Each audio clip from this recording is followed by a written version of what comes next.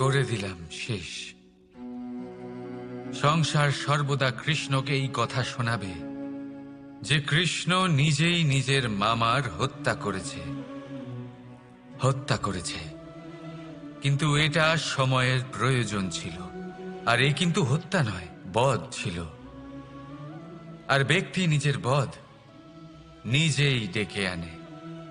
এই সংসারে এগিয়ে চলা অতি আবশ্যক,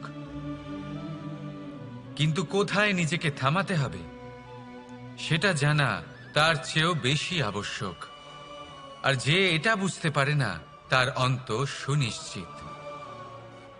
যে ব্যক্তি নিজের ভুল বুঝতে পারে তার মুক্তি লাভ হয়, আর যে স্বীকারও করতে পারে না তার বধ সুনিশ্চিত। মথুরার রাজা কংস, তার বধ এই জন্য হয়নি কারণ সে আমায় হত্যা করার প্রয়াস করেছে, আমার মাতা পিতা বা আমার দাদুকে বন্দী করেছে।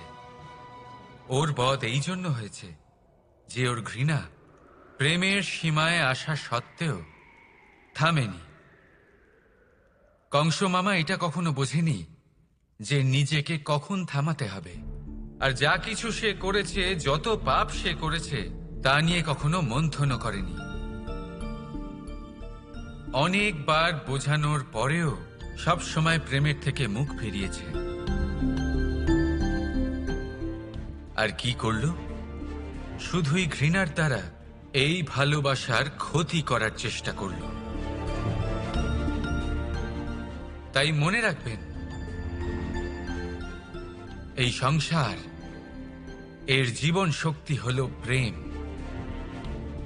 আর যে এই প্রেমের ক্ষতি করার চেষ্টা করবে তার অন্ত, তার বধ সুনিশ্চিত।